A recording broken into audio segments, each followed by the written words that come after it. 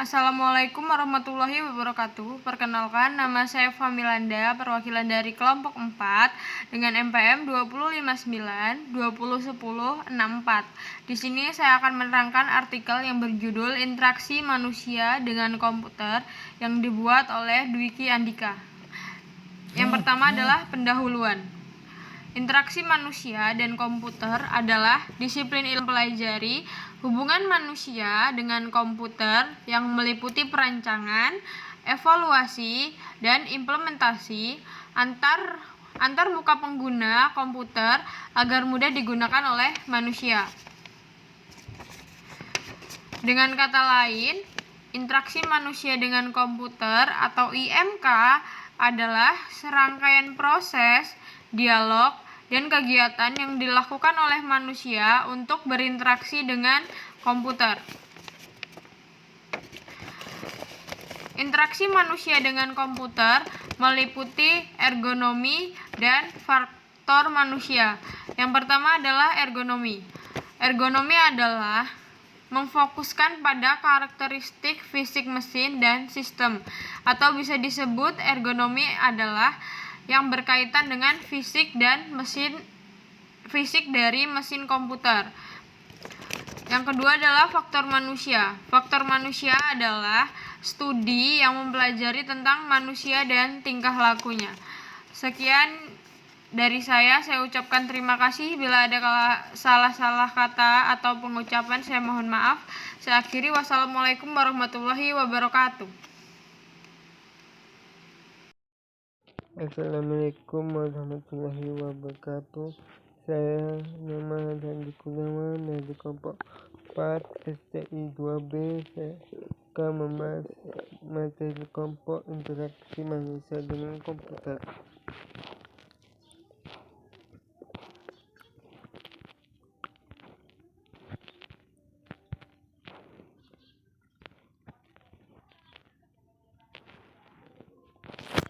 Bidang 4 teori, landasan teori.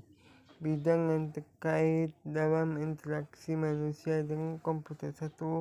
Psikologis, presentasi unsur, kemampuan memecah masalah. Ergonomis, kemampuan fisik unsur.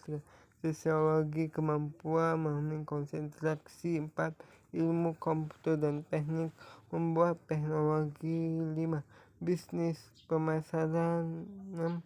Desain grafis atau presentasi grafis. Wassalamualaikum warahmatullahi wabarakatuh. Assalamualaikum warahmatullahi wabarakatuh. Perkenalkan, nama saya Anas Paspa. Saya akan menjelaskan tentang metode penelitian. Metode penelitian adalah mempermudah manusia dan mengoperasikan komputer dan mendapatkan berbagai umpan baik ia perlukan selama ia bekerja pada sebuah sistem komputer. Sebagai contohnya, misalnya sebuah komputer lengkap dipasang pada sebuah tempat yang tidak nyaman bagi seorang pengguna yang menggunakan atau keyboard yang digunakan pada komputer tersebut tombol-tombol keras sehingga susah untuk mengetik.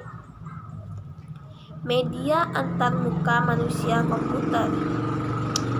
Media tekstual adalah bentuk sederhana dialog dan komunikasi antara manusia dan komputer yang hanya berisi teks dan kurang menarik. Salah satu contoh antarmuka manusia dan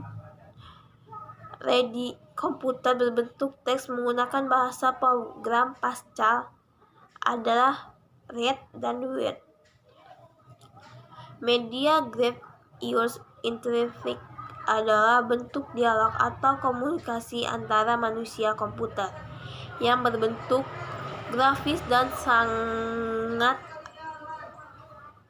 atraktif. Contohnya antarmuka manusia komputer yang berbentuk grafis menggunakan program Pascal, Visual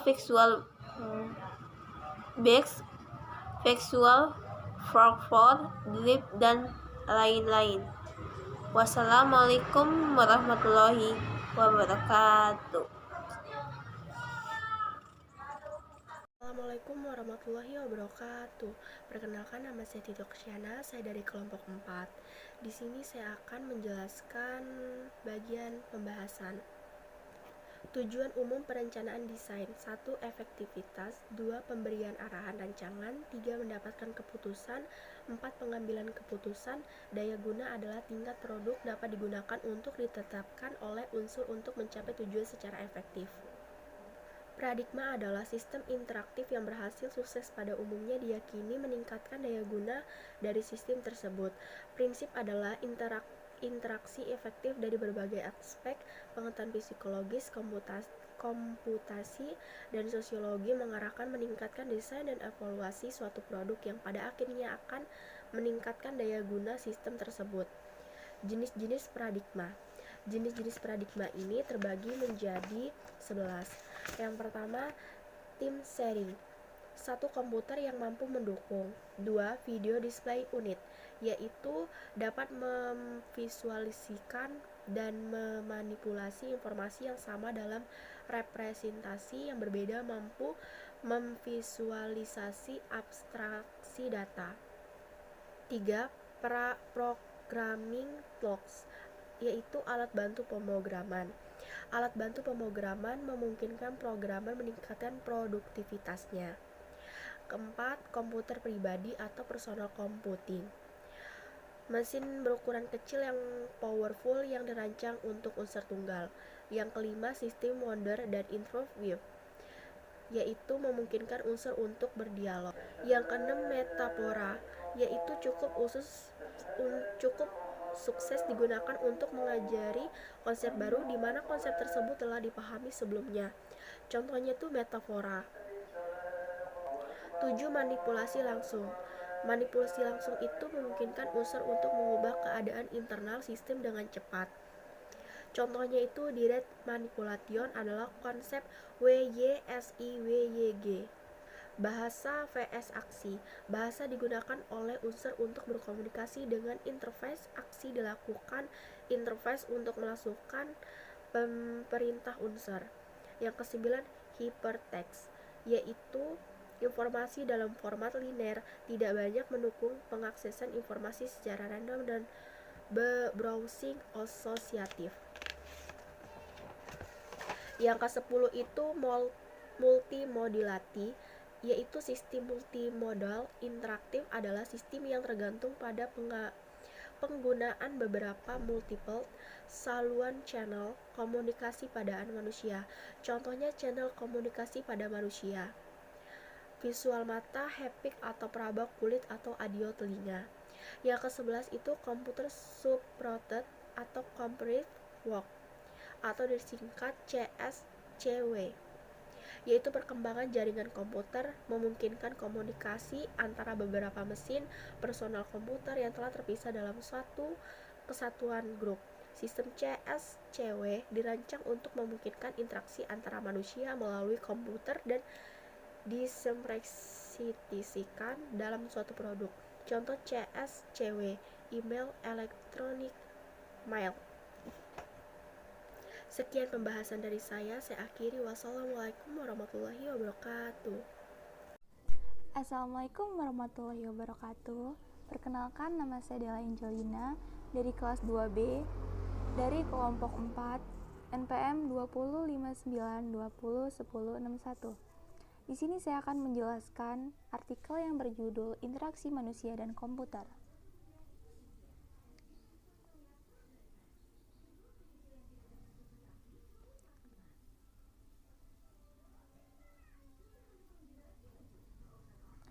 Pembahasan prinsip pendayagunaan. 1. Learnability adalah Kemudahan yang memungkinkan user baru berinteraksi secara efektif dan dapat mencapai performance yang maksimal. 2. Flexibility adalah menyediakan banyak cara bagi user dan sistem untuk bertukar informasi. 3. Robustness adalah tingkat dukungan yang diberikan agar user dapat menentukan keberhasilannya atas tujuan goal yang diinginkan. Atribut dari daya guna: 1. Efektif, 2. Learnabilitas, 3. Efisien, 4. Memorabilitas, 5. Tingkat error kecil, 6. Kepuasan. 3. Pendekatan utama prototyping. 1. Throwaway adalah prototype dibuat dan dites kemudian digunakan untuk membuat produk akhir. Prototype dibuang. 2. Incremental adalah produk hanya satu tapi dibagi menjadi komponen lebih kecil dan terpisah. Evolutionary adalah prototype tidak dibuang tetapi digunakan kembali. 5. Kesimpulan. Bidang yang terlibat dalam interaksi manusia dan komputer. 1. Psikologis, 2. Ergonomik, 3. Sosiologi, 4. Ilmu komputer dan teknik, 5. Bisnis, dan 6. Desain grafis. Tujuan perancangan desain: efektivitas, memberikan arah rancangan, mendapatkan keputusan, pengambilan keputusan. Prinsip pendayagunaan: 1. Learnability, 2. Flexibility, 3. Robustness. Pendekatan utama prototyping: throwaway, incremental, dan evolutionary. Sekian penjelasan dari saya. Saya akhiri. Wassalamualaikum warahmatullahi wabarakatuh. Pendekatan utama prototyping: throwaway, incremental, dan evolutionary. Sekian penjelasan dari saya. Saya akhiri. Wassalamualaikum warahmatullahi wabarakatuh.